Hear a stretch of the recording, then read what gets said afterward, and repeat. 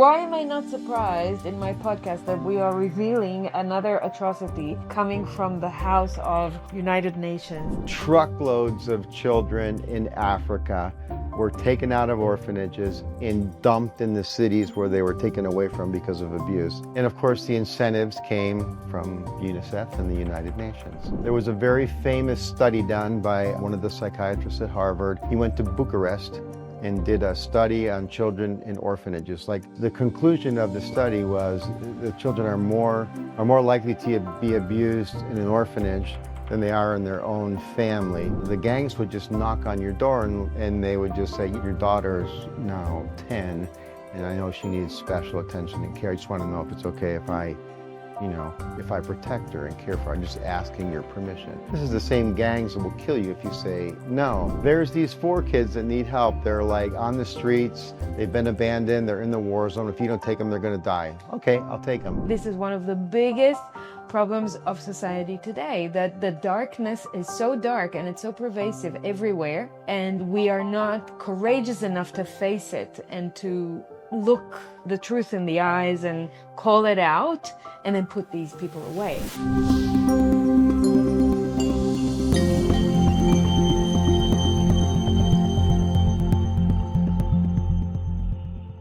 Hello and welcome to another episode of You're the Voice. I am here in El Salvador, Adopting Bitcoin conference. This is second and last day, and I have the honor of sitting here with Bob. How are you, Bob? I'm so happy, so fantastic. This is so beautiful to be here. It's so great to be here, and what a privilege to finally sit down and talk to you. Yes. I've learned about your initiative when I was first in El Salvador a year ago, but I haven't had the chance to visit yet. And next time I come, I promise I will come down there. But I've already understood enough to know that it's worth having a conversation with you and learning about what you do.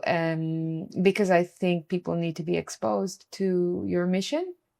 Mm-hmm. And so can you start by just giving some background about who you are and what led you to come here to El Salvador? I was born and raised in Buffalo, New York, and my parents worked very hard. My dad worked in a factory. My father was one of 12, and they sent me to Catholic school.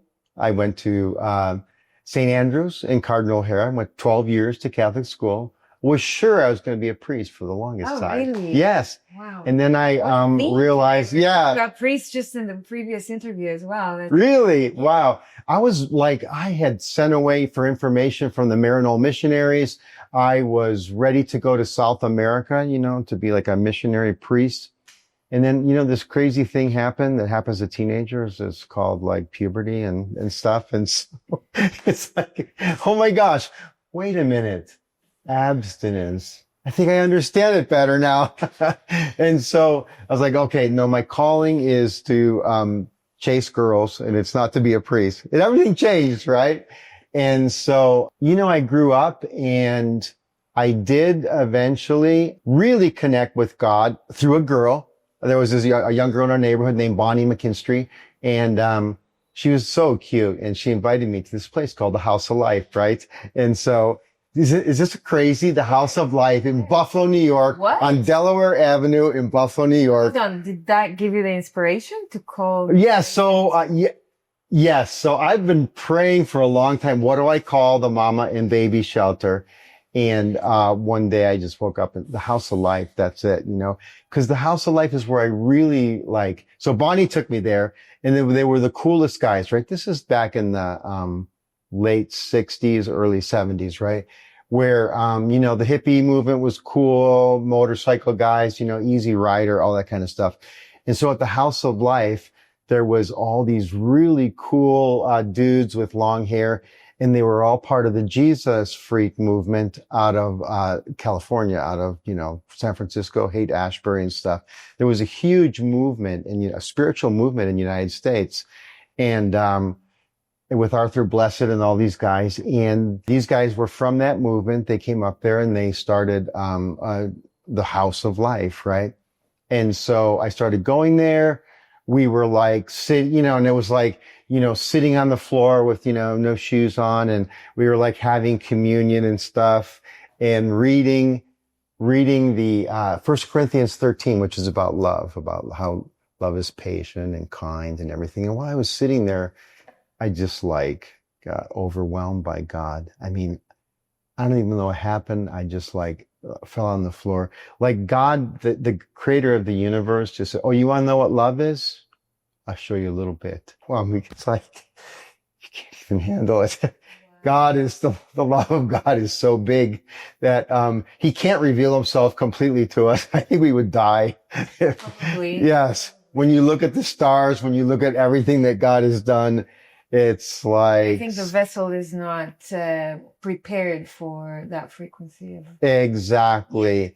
And so, that showed me, so I, started carrying my little Bible to Catholic, classes and stuff. And Catholics are awesome. They're like, oh, you got a Bible. That's cool, And so anyways, graduated from high school, went away to study physics and mathematics I started in Jamestown Community College. We weren't rich, so I wanted to go, where they had a nuclear reactor and, study theoretical physics. And so I figured, well, I better start in Jamestown Community College. They had an awesome professor there, Dr. Lucy.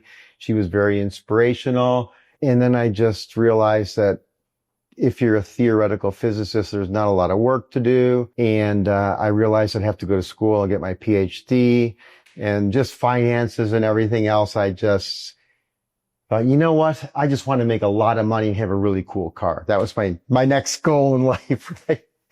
So anyways, I met this guy in Buffalo that owned a steel company. He said, you should get yourself a suit and learn how to sell. And it's like, oh, it's good advice. So my dad's factory had closed in Buffalo a few years earlier. I had a painting company I was helping to get myself through college with. And it's like, I'm going to move to Arizona with my family. I started working in sales there. I had like 12 different jobs in a very short period of time, because when you have no experience in sales, the only people that take you are people that have crummy products, right? Because, good products, you have to have like drug salesman. Well, you have to have a college degree and all this stuff. And so anyways, I was like selling sewing machines and like CB radios and, crazy stuff like that. And I just can't, and I would do really well until I would find out that what I was selling wasn't the best. Like there was a place where you could get it cheaper, or the quality of what I was selling wasn't that good. And I would lose my faith in what I was selling.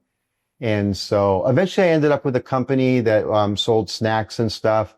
And I worked my way up in the company. I became their a sales manager, then their national sales manager. I met my wife in Arizona. We got married in 1978. And then they sent me around the country, opening up franchises for them, hiring the sales crews. And my wife and I lived in like 10 different places the first year of our marriage. And then I moved back to the corporate office. They made me the vice president of the company. And I was really young. I was probably I was 23 years old. And I was like, I've got this. I've got a great job. I've got, a beautiful company car. And I'm unhappy. It's like, cause God, so the question is there a God? I knew there was a God. And does he have a purpose for my life? At first I thought it was to be a priest. I never thought it was like to make a lot of money and have a cool car, but it's like, I've got all this stuff and I'm not happy.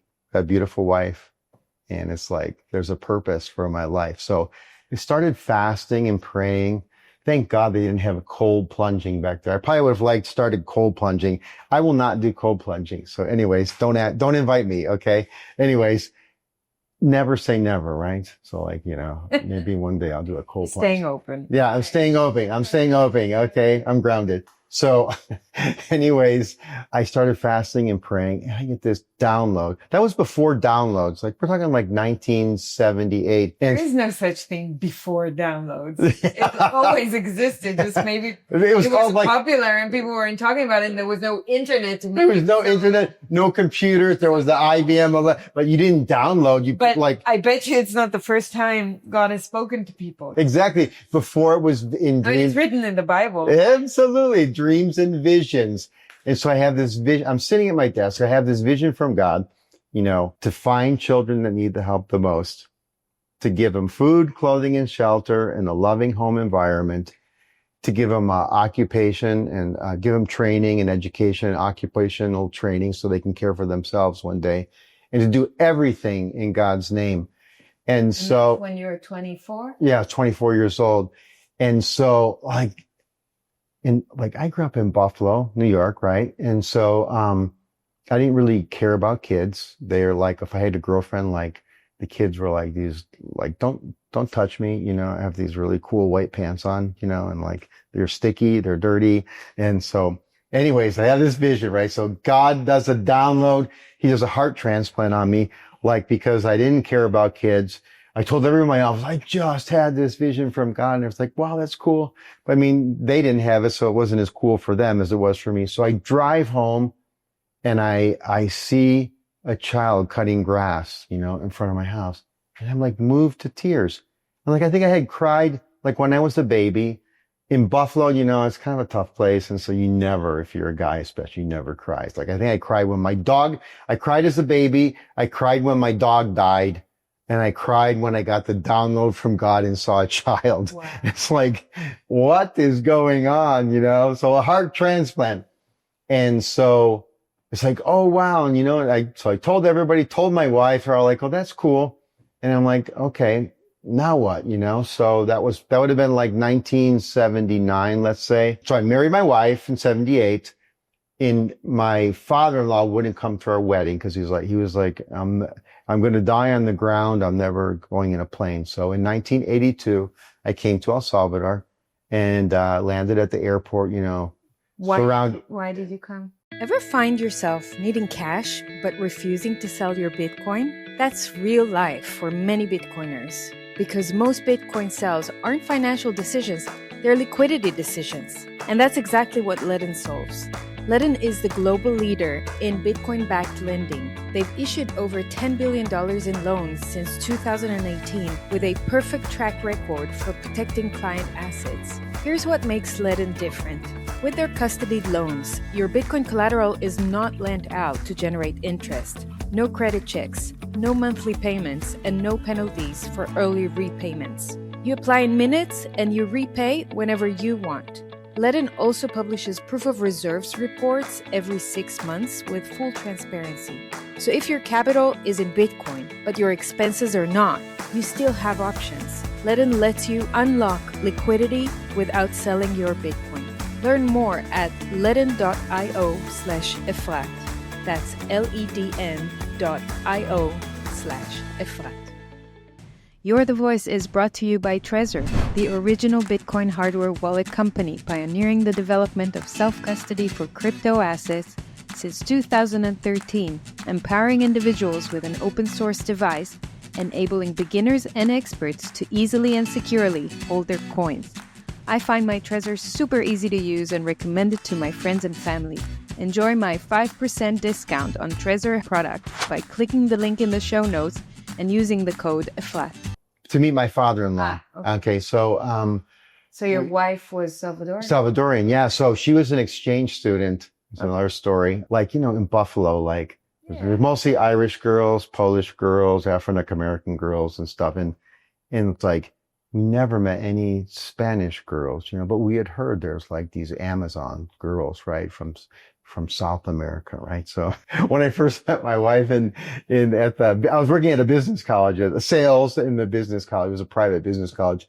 I met my wife and she's like, I'm from El Salvador. Okay. In 82, you came to El Salvador. Yeah. So 82 came back. Let's go back to 82. Came to El Salvador. My father-in-law picks me up. First, I think with like the guerrillas are going to shoot down the airplane with a guided missile or something. We land. Again, my father-in-law comes in his Volvo. We're driving from the airport. There's a river you pass. I see it every time we come from the airport. I look down it. I remember looking down it, seeing ladies washing clothing in it. And I heard God say, this is where I want you to start. And I thought I'm like, did you guys hear that? You know, God is speaking. And they're like, no, we didn't hear anything. Wow. But I heard like for me, it was an audible voice, but I guess it wasn't maybe he plugged their ears and I heard it, and it was like, okay. And so then we started a business back in Oregon. My life goes around all of these different places, but the company, remember I said we moved like to 10 different places. Yeah. Eventually we decided to start our own company in Portland, Oregon. Because it was so beautiful, Portland, right? It's a river that flowed through it. It was conservative, you know. It's a little bit different now. They're getting a lot of attention now for being different. But during those times, it was a beautiful place. And so we started our company there. And I left. We had made enough money with our business that I was able to come down here in 1984 to do this thing that God called us to do. And I was here for 6 months. And my mother's like, you're out of your... Financing that venture yourself? Yeah. Because, you know, so you're going to start an orphanage, right? And like, there is no orphanage. So like, who's going to donate money to you, right? With, you know, when you have a download from God before downloads technically existed, right? So, visions existed. So I came down here, I told the government, I have this vision from God. They said, do you know that the Salvation Army and the Peace Corps just left El Salvador because we're in the middle of a civil war? I said, yes, but I have a vision from God, and I heard God speak to me that we're supposed to come here and start. And I don't know what it was, but like, they're like, this guy's nuts. And so eventually the attorney that was helping us get our paperwork done said, you're going to have to pay these guys some money in order to get permission. And I'm like, no, I'm not going to pay a bribe. You know, it's God. God doesn't need me to pay a bribe. So it took 5 years to get official permission to start.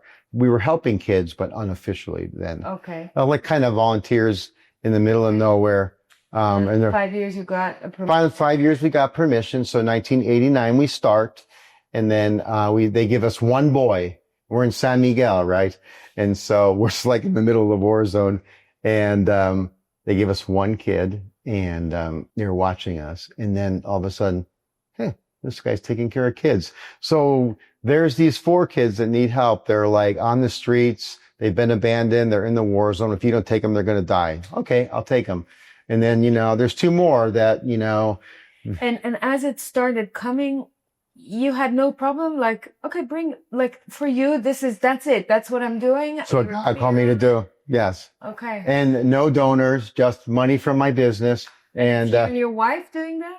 Yes. At that time? Yeah, my wife was helping. My wife supports me. She did not hear you than her. Yes. So you're practically raising those kids. Yes, exactly. So my wife is awesome because she lets me do what God's called me to do, and she's seen what the Lord has done through our work, and so she's like, wow.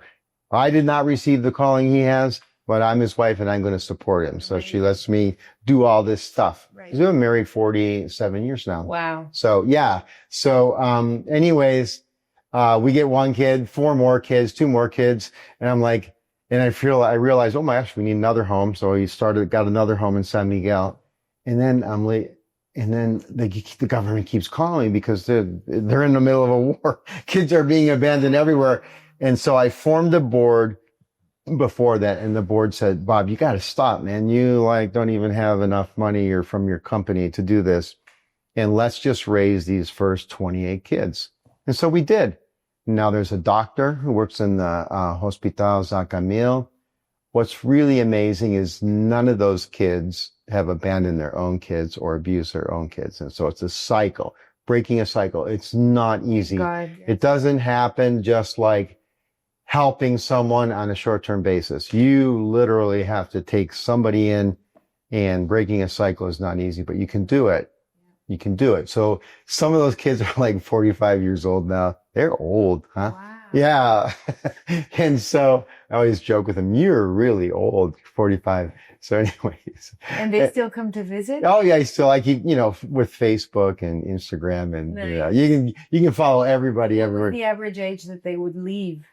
I don't have in the government orphanages and many orphanages when, the San Vicente, which is Catholic kind of combination orphanage, with the government, when they're 18, they're gone. They're put on the street, which was a problem because the kids just go right back into the cycle of abuse. So no, for me, I have a boy that's with me right now, finishing up his 2nd engineering degree. He's 27.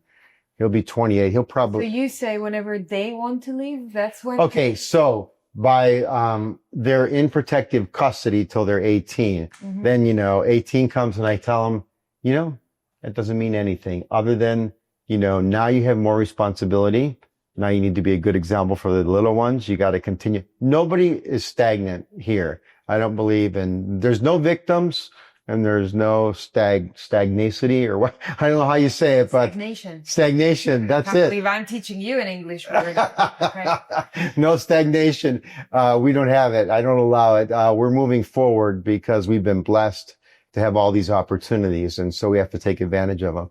And so as long as they're helping, they can stay. Like right now on my board, I have 4 of the kids that grew up with us. Right. And what's the role of the board?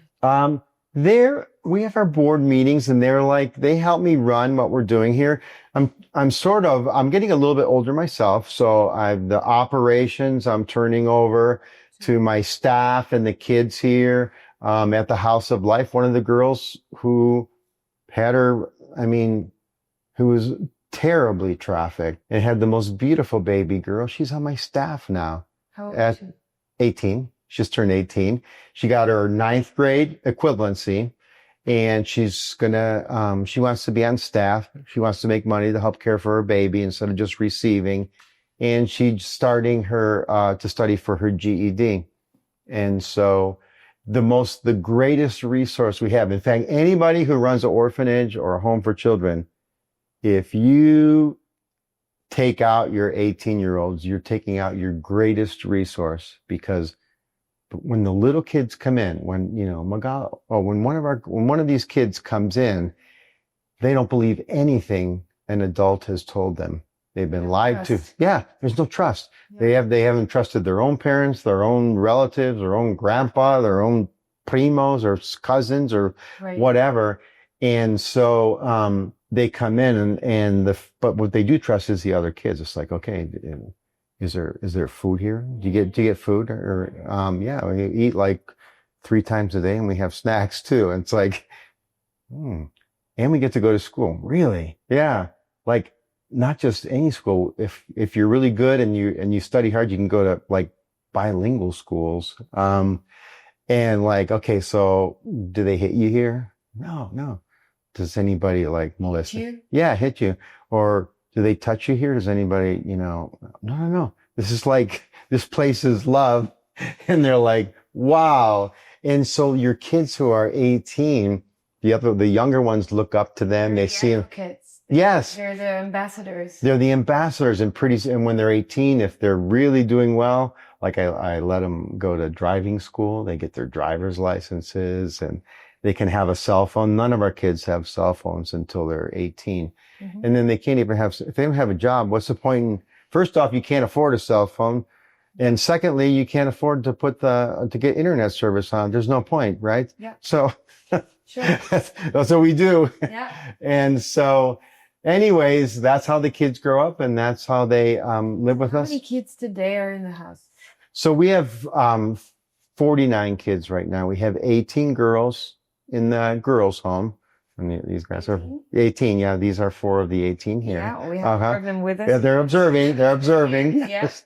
And then at the House of Life, there's 8 teenage mamas and 11 babies. Originally, we had hoped to, we're doing a study with Harvard, so it's kind of crazy, but. Tell me about that. But first tell me, hold on. So the kids, they're babies and mamas and kids without, Yeah. So the girls' house, none of them have had babies. Okay. At the 18 at the girls' house.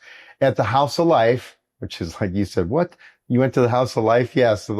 Named at the House of Life. So at the House of Life, there are 8 mamas and 11 babies. And what's the average age for the moms? Probably 15. Like a couple of the girls at the House of Life, 3 of them, had their first child when they were between 10 and 12, right? And so originally we had said, because of rapes, because of some with their own fathers, some being sold and trafficked, and apparently whatever control they were using didn't work, or maybe they hadn't even reached the age where they could have kids, and all of a sudden, kaboom, oh my gosh. And so anyways, so originally with the study we're doing with Harvard, we wanted to get girls on their first pregnancy. But then when the government called me, it's like, this girl's 15 and she has a 4-year-old, and it's like, and she's pregnant. And I'm like, well, if we don't intervene and receive her, she's going to be pregnant again in 2 more years and pregnant. It just keeps going and going and going. And so when you save one girl, no, you're not saving one. You're saving her baby, and probably 7, 8, 9, 10 more babies that will just fall into the same cycle of abuse. And so we decided that, okay, we've taken 3 girls that already had a child when they came in, and the rest. So that's how we have 11 babies and only 8 girls. Yeah. Our original plan was that we would help these girls have healthy babies, get them some skills, and help them reintegrate with healthy family members. And we have. Some have gone back to live with their sisters who are of age. Some have gone to live with maybe a grandma. But the girls we have right now, like, the families are the ones that abused them or trafficked them. So is that a common thing here in El Salvador? Yeah, it's And is it so common than in other places? No, I would say it's probably the same in most of Central America. El Salvador's getting better because let me tell you what's happening. So we're throwing guys in jail. It's awesome. So, if you look at the culture in Honduras, Guatemala, and El Salvador before the Bukele administration, the guys would look at girls and be like, oh, wow, she's, manzana verde means she's, not quite ripe yet, but maybe she's 11 or 12. And then, and as soon as the girls start to change a little bit, like, gosh, like, oh, great, we can have these girls. And, now, and they know it's not right, but everybody does it, right? And if something happened before, it'd be like, you go to a judge, you'd hire an attorney and be like, okay, well, you're going to support the child, or you're going to get married and you're okay. Now the guys go to jail. So, got it. So if they're being caught being with a minor, they can go to jail. Yeah, we just sent somebody to jail for 14 years. We just sent another mama who sold her daughter for 30 years. Wow. Yeah. And so it's like the people in the communities are like, what? So it's changing. It's changing. It's going to take time. Yeah. But it's changing. It's huge. And El Salvador is kind of leading the way, because now there's, before the gangs were taking, so before, the MASA, the gangs would just knock on your door and they would just say, Mr. McDonell, your daughter's now 10 and I know she needs special attention and care. I just want to know if it's okay if I protect her and care for her. I'm just asking your permission. This is the same gangs that will kill you if you say no. Oh, God. And so, and they would just take them. And so they get pregnant. I want to introduce you to Abundant Minds because they take a very different approach to Bitcoin mining. Most people buy Bitcoin, but the smart ones mine it straight into self-custody. With Abundant Minds, you can do it without giving up your privacy. Abundant Minds was founded by Bo and Christine Marie Turner, a couple who lost more than $500,000 to providers making empty promises. Instead of walking away, they built a company that raises the industry standard and puts client first, and that's why I like them. With Abundant Minds, you own your machines. They never touch your Bitcoin, never skim a revenue share, and you choose your own mining pool. Their customer care is unusual. Clients speak to a real person for self-custody education, privacy consulting, and even visiting their site. They serve clients from around the world, but US investors specifically enjoy a big tax benefit and 100% bonus depreciation. This is more than just mining Bitcoin. It's about freedom, privacy, and purpose. You can book a free strategy call, see how it works, and mine some of your first Bitcoin for free with a special offer for my audience. Learn more on abundantminds.com/Efrat. And the parents will give them because they don't want to die. They're going to die. Yeah, they don't want to die. Yeah. Okay, and what about trafficking people around the area. So, Is that a thing or? yes. And so, there's different definitions of trafficking, right? I have my own definition, and that is someone, forced against your will to do something you don't want to do outside of your protected home environment. To me, that's trafficking. Now, some people define it as, well, they have to pass a border. And for me, the border is your nuclear family, and that's the border. So sure, you can be trafficked in your own country. In your own country, and that's what's happened to a lot of our girls. Okay. They've passed their protective family border, which is, installed by God, a mother, a father, a family. And so a lot of our girls, most of our girls. Ask a question that I'm sure a lot of my audience is aware of, but I don't think many people want to talk about it or know much about it. And I totally understand that. But I think it's important to say, is there any satanistic work involved, like satanic rituals and things like that? Because these are things that are coming out now, for example, in Israel, where I come from, where there is a lot of that shit. Yeah. Over the years, I've received kids that have had, scars on them and burn marks on them. And they've been through some sort of rituals and stuff. And, we, with God, there's evil and there's good, and good is so much more powerful than evil. So we just take the kids in. Of course. The most difficult thing is, especially with boys, is the sexual abuse, from men against men. It's very, very difficult, but we do it and we've come through it, but it's not easy. So how do you do it? What is your process, your method? What do you do with the kids in order to help them heal? Okay. So the first thing is they have to feel protected. Okay. And so once they realize they're in a safe, loving environment, there's opportunities, there's good food, they're chowing down on the food and okay, now there's structure. And most of the kids have never had structure. Right. Like the other day I thought this is kind of like at the House of Life, at the mom and baby shelter, one of the girls couldn't receive any gifts for 2 months. And I thought it was a little, because she had done something that she wasn't supposed to, disrespected a staff or something. And I'm like, that seems a little harsh. And so I had a comment, and the next day the girls are like, Karen, who's now 18, I can use her name. Okay. She's the one in law school. She's like, Dad, we need to talk to you. Okay. And so I go in, I sit down with all the girls, and they're like, don't mess with our system of consequences and structure. Okay. And she's like, this is what she did, and, we're not taking away her gifts and the donations. We receive donations and stuff. A lot of times it's clothing, used clothing, which is a blessing, right? No, we're just putting them aside for her. She can't use them for 2 months. And she said, and the girls all told me, this is the first time in our life where we've had structure. Right. And there's, they appreciate it. They appreciate the structure. They appreciate premios, rewards. Yep. Okay. And consequences. Mm-hmm. It's like so you teach them responsibility. Teach them responsibility. Okay. Exactly. That's the first step. That's the first step.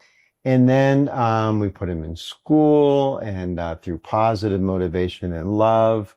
Do they prayer. Then go to school? Like you put them in school, but do they go? Yeah, they go to school. Okay. And so, the kids just step by step. In the House of Life, it's really those are the newest girls that have come in the House of Life, and they're at the point of suicide when they come in.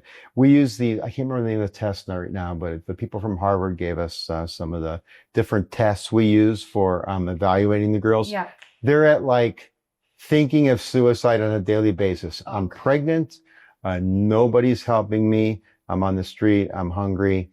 And it's really, really sad. A month before we opened, I was told about a girl who was pregnant, and she was going to be the first one in the House of Life. And before we opened, just days before we opened, she took her life and the life of her unborn baby. And so it's it happens all the time. Yeah. They find babies in gutters. They find babies in garbage cans. And just think about it. You're 12, you're 14. The guy that got you pregnant is gone, or maybe you don't know who got you pregnant and you have no hope and your own family doesn't want you. an interesting phenomena in El Salvador is a lot of the girls, some of the girls we have, maybe not a lot, are actually children whose mothers were raped by gang members, right? So those, remember the knock on the door I told, like, I want to take care of your daughter? So 12 years ago, when the gangs were at their peak over this time period, somebody's daughter gets pregnant. And then, of course, the money that comes in is extortion money. Everybody in the neighborhood pays for protection from the gangs. And, you know, the gangs traffic some of the girls or whatever. And so a girl grows up with a mother and father who are gang members, and the whole neighborhood's afraid of them. Nobody will testify against them because they'll be dead, right? Yeah. You can't even move out of your neighborhood without permission from the gangs. Mm-hmm. You could never sell your home or anything. So a lot of our girls, their parents are in jail. And so the community, now that all of a sudden all the gang members are, you know, the government passes a law. No. If you're tattooed and it's obvious you're a gang member, you're going to jail. So, you know, it's safe in the neighborhoods, but nobody wants the children of the gang members because. So what happens with them? I know. Yeah, there's no. Murph told me that he had a similar problem with, I mean, not a problem, but like around there were many kids that were left with neighbors and stuff because they had nowhere to go. Right, exactly. Their parents were in prison. Yeah, so, you know, I started during the war. Kids were abandoned during the war, and they were kind of like a lost generation.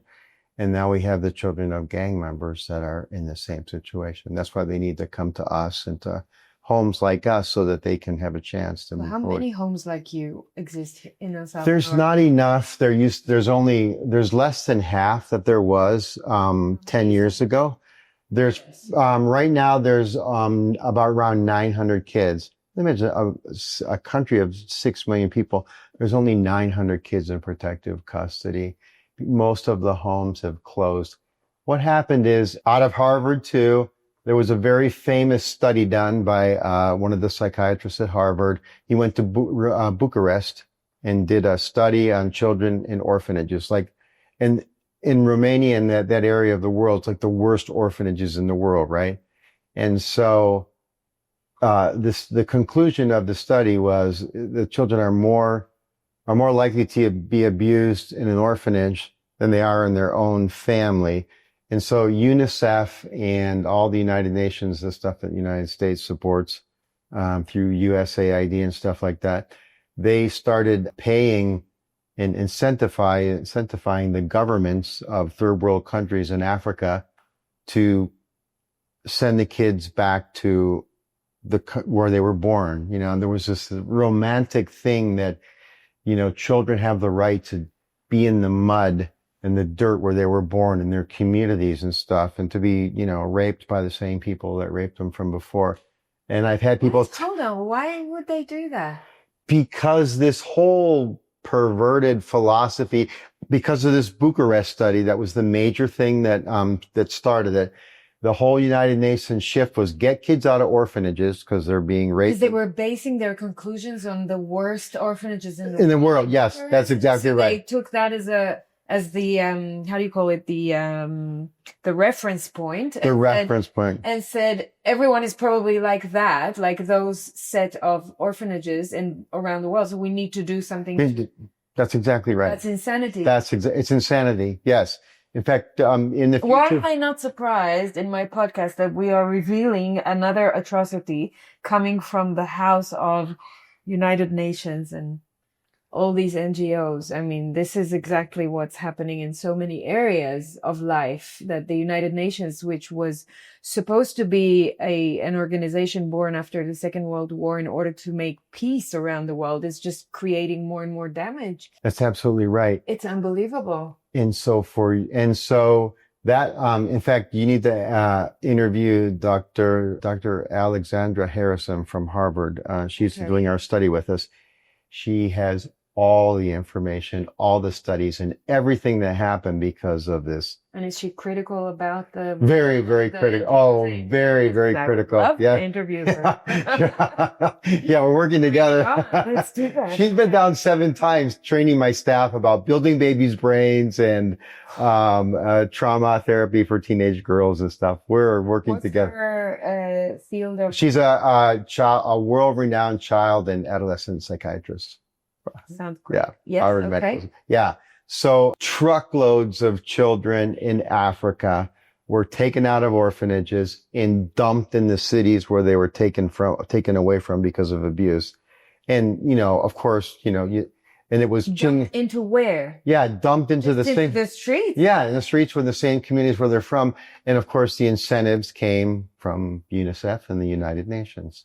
Like they paid the money to do this? Yeah, every child, because, people. Oh my God. You know what motivates people is money, right? So it's like, okay, someone came up with a great idea. We need to get these more kids out of the orphanages. When this all happened, okay, I'm not an expert. Dr. Harrison can tell you about 15 years ago this started happening. And it's still happening today? What has happened today is, yes, that same philosophy is around. So what happens in El Salvador too, and this government is doing so much better than everyone else, but now there's this big push that abused children have a right to live in the communities they were born. So Maria, I make up a name, okay, is raped by an uncle, and it's determined that the house that she's in is not taking good care of her, but her aunt lives next door. And so someone from the government, from the protective services goes and says, it's your obligation to take her. And, Salvadorians, they always say, yes, okay, I can. And so she goes next door to the aunt's house and ends up right back in the same house she was from anywhere. It's starting to stop. They're doing better. I love the Department of Child Welfare here. They've come a long way. They're pretty good. Yeah. The head of the Department of Child Welfare, Linda Moran, for the whole country. I mean, she's on my WhatsApp. She's on, we text back and forth. The second in command, we text back and forth. We work together. It's never happened before. Beautiful. Yeah, it's beautiful. And they've come so far. And so it's getting better. Great. But we have a long ways to go. Of course. But change takes time, right? Change takes time, and it's happening. At least if you've got the willingness and the people to work with, and they're open and they're listening, then that's great already. Yeah, in the Procuraduría, they're like the prosecuting attorneys, but they have like guns and stuff. And so like when we get like a 12-year-old, like it's been like raped by her brother-in-law or something, or her stepfather, and they find out and they come in and they do an interview, they're like, all right, I want this, this, this, this, and this. And I'm like, okay, we'll get it for you. And like an hour later, they're like, I said I needed that, and I like the last one I said, if you don't get this guy, he's going to end up leaving the country, going to the United States and, raping another 12-year-old. And like the next day, they send me a picture of the guy in handcuffs. It's like, wow. We got him. Yeah, no, they're going after the bad boys here. That's great. Yeah, it's really good. It's satisfying. It's satisfying. I'm really encouraged to hear that. Yes. I think one of the biggest problems in today's world is abusing children and Agreed. Trafficking and raping, and no one talks about it because it's the hardest thing of all to talk about. I mean, where I come from, we have war, right? So, and that's hard to talk about as well. And so people don't want to know and they don't want to talk about it. And tens of thousands of children are dying like an hour away from my parents' house in Gaza. And like no one wants to think about that. And I totally understand that. I get it too. Hardest thing in the world, because what is a baby? What is a child? It's God. It's the purest form of love, right? And if that's what we're doing, killing that, then we are killing ourselves. So no one wants to confront that. No one wants to talk about it. But I think this is one of the biggest problems of society today, that the darkness is so dark and it's so pervasive everywhere. And we are not courageous enough to face it and to look the truth in the eyes and call it out and then put these people away. Just like what's happening Absolutely. here. And, and we have people that like donate maybe $10 or $20 a month to us or whatever. And I was like, do you ever want to come down here? It's like, I can't, Right. I can hardly even think about it. And I'm sending, help them like, but they're helping. They're sending some money because yes, I mean, every month, you can see these girls here with us. They're well fed. oh yeah, There's a lot of food. Great. And they're all smiling. And they're all smiling. So there's a lot of food costs. These girls, these three go to private bilingual schools because, that's going to help them a lot in the future. And those, it's like $70 to $90 a month, which is really cheap when you think about it, to go to a private bilingual school. But I mean, you can do a lot in El Salvador. Yeah. I mean, and so, people help out $5, $10, $20 a month, whatever. Are we saving the kids? Yes. Are we saving ourselves? Absolutely. That's 100%. 100%. So we're both being saved because we are going to stand before God one day. And I mean, Jesus said it really clearly. He said, one day you're going to stand before God and he's going to say, I was hungry and you didn't do anything. I was without clothes. You did nothing. And you said, well, what about this? And said, whatever you didn't do for the least of these, you didn't do for me. And I'm sorry, but I don't have a place for you. And so like, don't get to that point. It doesn't take that much to help. I mean, I think. Right. So, okay. And then my last question about the process that they go through is, do you have professional healers, trainers, coaches? We have 2 psychologists on staff. The people from, Dr. Harrison from Harvard is a specialist in trauma. We have several specialists from, there's a group of professionals in the United States. Like at one point when we were evaluating babies, I was using my WhatsApp, video call. There was like eight like of the top specialists in the United States and one from England on the phone helping us evaluate a baby. And sometimes they do that for therapy with babies. And it's like, oh my gosh, this is probably $2,000 an hour if I had to pay these people. Yeah. But you know what they said? First off, Alex from Harvard said, there is not enough trained psychologists in the world to help these girls, trauma specialists to help these girls.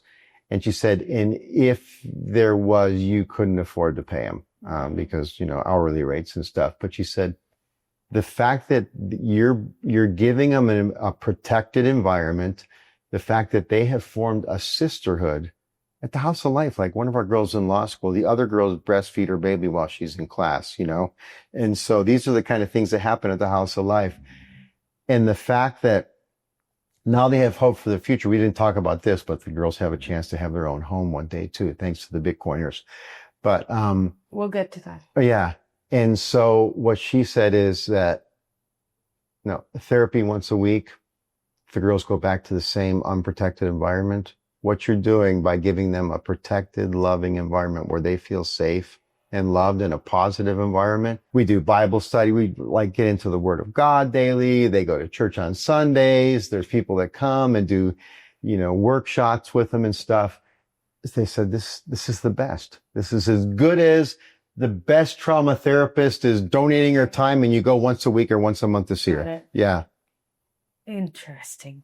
I didn't think about that. Okay. So then let's talk about how people support you and especially what Bitcoiners did. Right. So, Ryan, so a year ago from this Bitcoin conference, a friend named Claudia is at a party, after the conference is over, like the party we're having at Club Cocal tomorrow. Right. Uh-huh. And, she meets this Ryan, this documentary filmmaker. And she's like, he's telling her like, the world is so effed up.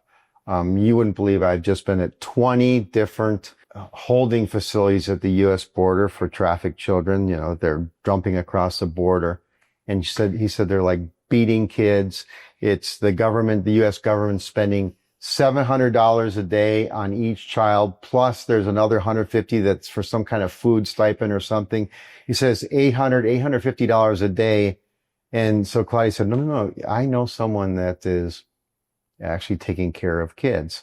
And she said, you got to come to the House of Life. And so he's like, well, I'm leaving tomorrow. She said, well, okay, before your plane leaves, come. So Ryan comes with all of his, film equipment, and he walks in, and and he sees the girls, and he's like blown away. He starts crying, and he's like, I'd given up on humanity. And, he said, can I make a little video of this? And so he does. He releases a documentary called Amber Alert on child trafficking. Yes. And he puts us in at the end of it. And it gets 3 million views, his video.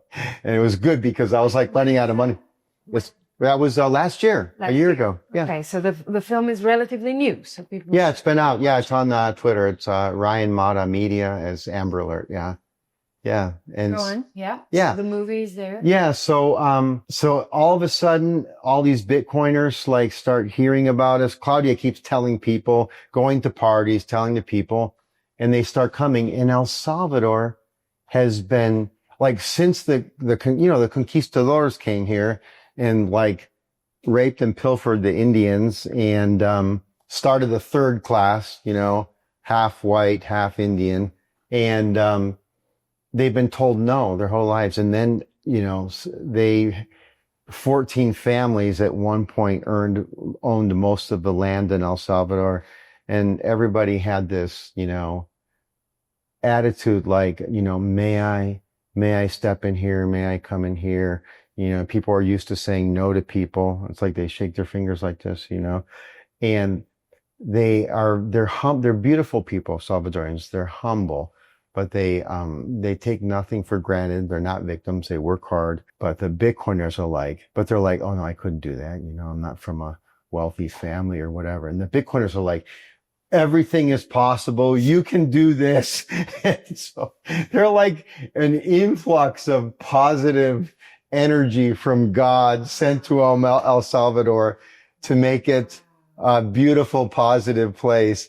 And so they start coming here and they start working with our kids, and they're like, oh, we're going to help you do this and this. And the kids are like, well, what? And, and even my staff, that's why I moved down here. So the first 20 years. And am I right? Also, my friend DJ Valerie is also one of those Bitcoiners. Yes. Is very involved. And very involved. Yes. She told me. Yeah. Yeah. And so it's been such a blessing. It's a gift from God to El Salvador, the holy savior of the world, El Salvador, right? It's like, I'm going to tell the story. So during the war, sometimes I'm got to find these two guys. Like someone says, let's get together for prayer, which we did a lot during the war because it was very dangerous. And these two guys come down here and they're like, and they said, we're here in El Salvador. And you barely saw anybody from the United States coming down here in the middle of Civil War. And they're like, we're here because God told us that El Salvador is going to lead the world out, and he's going to use El Salvador to be a leader in the world for, healing the world. I'm like, you guys, and we're prophets, and it's like, you'd be stoned in the Old Testament if what you said didn't come true. And it's probably not going to come true, right? And so, but I'm like, okay, sure. I mean, it's like, all right. This was during the war. This is like 30. You couldn't imagine. I could not have imagined ever what these guys were saying. And now I want to find these guys. I'm trying to remember who brought them to me. That's happening? I absolutely feel like it's happening. I mean, tired of feeling like your freedom and future are fading away? Do you live in a country with growing inflation, crazy housing prices, weird culture, and a chaotic economy? You're not alone, and my friend Mikkel Thorpe and his team at Expat Money can help. Mikkel is the world's leading expat consultant on a mission to free you from broken systems. He's been an expat for 25 years, lived in 9 different countries, and has helped hundreds of people with second residencies and passports, offshore banking, international investing, and many other essential tools. If you're serious about protecting your wealth and your family, it's not enough to hope things will get better. you need a plan B in another country. The team at Expat Money can help you build it legally, safely, and without wasting years of research. Visit expatmoney.com/eflat and leave your details for a follow-up. In a world hypnotized and sleepwalking towards totalitarian control and digital enforcement, awakened voices rise to inspire change and radiate hope. In December 2024, I had the honor of hosting Professor Matthias Desmet at a conference I produced called New Totalitarian Order. This masterclass is now recorded and available to watch. The conference explores the psychology behind global mass processes, offering a behind-the-scenes look at science, economics, and human potential. It addresses challenging global agendas, mass formation, transhumanism, consciousness, societal change, and the path to transformation. Click the link in the show notes to access 3.5 hours of exclusive presentations, in-depth content, and my fireside chat with Professor Desmet. Use my code EFLAT for 10% off. I hope you find great value in it. What's happening here is so different. They threw out, as an analogy for United States, somebody came in, cleaned up a town, and he became so popular. The Democrats and the Republicans tried to slander him and have him, defamed. And he ended up doing the exact opposite, throwing out the Democrats and the Republicans and forming his own party and moving forward. I mean, it's that radical because that's how El Salvador was. It had the communists, the FAMLN on one side and the Arena, the government, the U.S. propped up on the other. And this guy they have one seat left in the whole Congress here. Mm-hmm. And they controlled the whole thing before. Right. And so that's what happened here. It's a transformation. It's a transformation. And so, yeah, I think El Salvador is leading. It's not a change, it's a transformation. It's a transformation. It's way bigger than it's like what's happening with these girls. They're being transformed. And maybe that's why it's so hard for the world to believe or to accept it. You have to come here. It's radical change. It's not a normal. Nah, you have to come here to see it because it's to understand it. But I've what Trump, I've never seen anything like it. I never really have. Yeah. But this is real. I've never seen, for him, I love Trump. I love everybody, but it's like everything he does, and the people are saying, I've never seen anything like it. This is the real, I've never seen anything like it right here. Yeah, it really is. So now the girls, so we have the House of Life and the girls are like, okay, we have babies and the fathers are dead or gone. They're in prison. They're like, whatever. And how are we ever going to care for ourselves and our babies? It's like, we're going to have to hook up with whoever has a home, So it'd be like, meet a guy. He's got 3 other families, but he's got a home. I can go with my baby one day. I'll take it. And so there was always a little bit of uncertainty about their future. So back up to the video documentary that gets 3 million views. The Bitcoiners are starting to learn about us. Will Lear from Club Cocao is doing a development here with 21 mansions on, this big property over by Bitcoin Beach. And he talks to his investment partner and says, how would you feel about doing a socially responsible project and giving a piece of our land to the House of Life so they can build homes for the girls? Yeah. And he's like, yes, let's do it. And it's really cool because I talked to his investor yesterday. Yeah. And he was telling me, you have no idea what this has done for us. First off, they're excited about being able to help the girls. But he said, our tax burden, when they found out what we were doing, our tax burden for building the homes and permits has gone from $1 million down to $200,000. I mean, everybody's excited that they're helping these girls to have a place. So they've given us a piece of land. Other Bitcoiners, we had a party, a fundraising event at Club Cocao. They're like, okay, we're going to build the first home. And that's John and Roxy, the ones that are starting BitTasker and Solaris down here. So the girls are like, so we went to the property with the girls, walked it, and it's like, now we can have a home for our kids. Wow. And so what's exciting is that we're giving them the tools and the skills. So these 21 mansions up on the hill, the girls are learning how to be holistic chefs or learning how to clean. And so they're going to make a ton of money cooking for people if they want a chef and an assistant chef. Amazing. And then they're going to have their homes. And half of what they make gets saved in Bitcoin. Amazing. When they have enough money in Bitcoin to build a home for another teen, then they get the property and the home gets deeded to them. Wow. Yeah. And I know the girls. What a beautiful system. Yeah. Some of them are just going to say, no, keep taking half of my money. Let's build another one. Let's build another one. So it's like a lot of this stuff that's happening. Yeah. Is a multiplying factor. Absolutely. I love it. Okay. Any of the girls have ever gone into a relationship again? Like a good, healthy relationship? Yeah. One of my girls is, so I'm,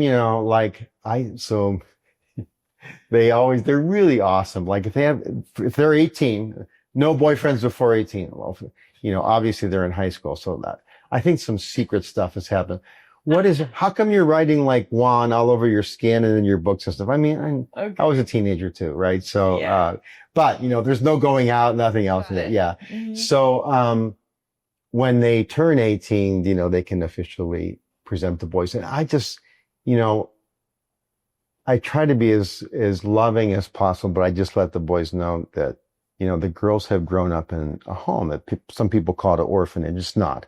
It's a family, but some people might think that the girls don't have representation. But I just want to be really right up front with you. If something happens, I've like 2 months ago, 14 years. If something yeah.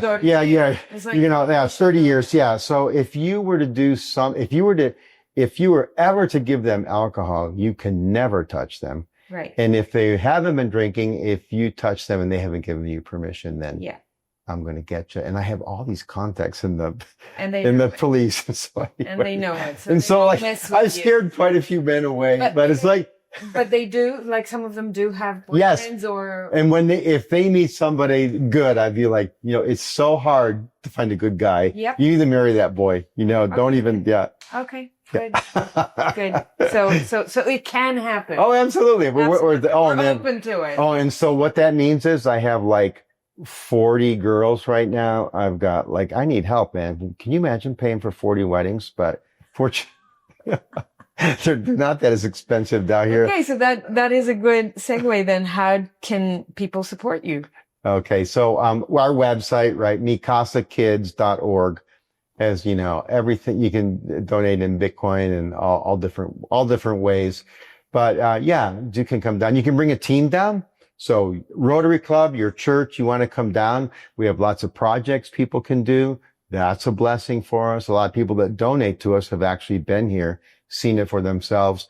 None of it's going to me. I don't take a salary. We do How do you live then if you don't take a salary? Well, I have my business for years, and now I'm old enough that I had a vending machine company in Portland, Oregon for 25 years. Okay. That's how we started this. I used to have a 401k. I kind of sold that to help out what we're doing. But God takes care of me. Yeah. I mean, it's 35 years later. We're growing, but we're still able to pay the bills. And I don't know how, because there's doubled in the amount of kids, but God keeps providing because he keeps sending, you know what? He sent you to interview me. And there's people, I assume, listening to what we're doing right here, right? Okay. Yeah. And so. Be sure of that. Yeah. And so people just come, they help. And we do for 1/30th. So those holding camps at the U.S. border, that's $800 a day. It's less than $800 a month to care for two, a mother and her baby. So we're 60 times more efficient. Got it. Because we're private. Our 96% of what people donate goes to the kids. So my only expenses are wire transfers. I haven't figured out yet how to do getting transfer money in Bitcoin. I'm working on it. But the next time I talk to you, we will there are so many people around you here that can help. I know. Yeah. So figuring out how to do it, because the money, most of our donations right now are fiat. Okay. Okay. They come into my U.S. bank account, right? And then I wire them down to our bank account down here. I just need someone to help me make that connection because I'm spending Who's doing that? Is that $200 a month on But wire I'm transfer sure fees. there are services who can do Yeah, I want to get that. That's okay, $2,400 so if you're right listening there. to this and you have that kind of service in transferring fiat to Bitcoin seamlessly, please contact And us. then get it down here like that. Mhm. Beautiful. Love to do it. And then, you know, all of our tax forms in the United States, we have to have a CPA that does our Do you 990s. to pay stand? No, I haven't. Okay. Yeah. We'll connect you with Jeremy and Perfect. Alex. And so just accounting fees in the United States, I have a lot of older donors. I've been doing this for 35 years, right? People mail in checks. Our CPA in Oregon deposits them. They do our 990s and our CT12s. Officially we're in the state of Oregon. And so that's where we're. Okay, but we also have international audience listening to us. So in Europe, just use Bitcoin. Just use come Bitcoin. on. Just go on our site and just, How to use Bitcoin if you don't know how to do it and donate. Okay. Yes. So other than donations of money, what else do you need? Maternity clothing, baby clothing, Salvadorians, if they could send us beans, rice, protein, fresh fruits and vegetables. We try to eat is really healthy down here too for the kids. And so, yeah, food donations, clothing, shampoos, creams, hair rinses, stuff like that. Okay. If you notice, the girls all have long hair. Yeah, they have a lot of hair. They have a lot of hair. Yeah. They do, yeah. Blessed with hair. This is wonderful. They are, yeah. Okay. And so all those things come down, paint a mural. And just hang out with you guys. So I'm full with 8 girls. I need to expand the House of Life. I can take 8 more in the House of Life. And then we're kind of reached our limit because if you get too big, you lose the sense of family. So I need to expand a little bit. I need about $50,000, like a half a Bitcoin to, expand and take 16 more, 8 girls and 8 more babies. They're unborn babies.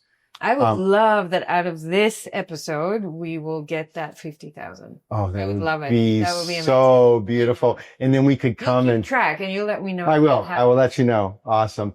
And then, obviously we need to build another House of Life. So the next House of Life is going to have a senior living center next to it. Wow. People are rotting and dying.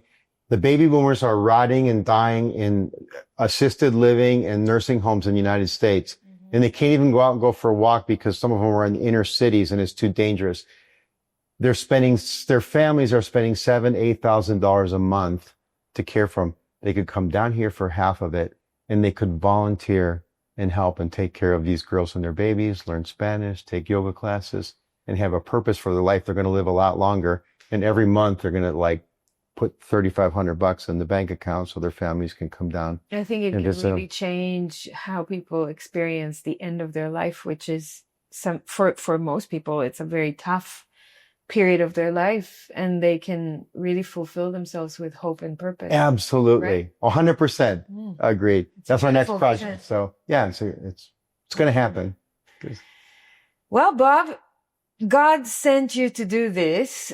I guess God sent me to do this. And I just want to, I don't know, I'm lost for words. I just want to say thank you because it's incredible to hear your story and to hear what you're doing for the world and for humanity and how much love you have in your heart and how much these girls are just a vessel for you to fulfill on that prophecy or vision. These girls are beautiful. And thank you, girl, for coming. Thank you. I'm the richest man in the world. Look at that. Look at that. You Let's are. go. Thank you Yes. so much for this. You're I welcome. appreciate it. Thank you. Thanks for being with us. Please take a minute to give this episode a like, a comment, and subscribe or follow. And please share it with your friends so they can also get value and choose to take some positive action in their lives. Till next time.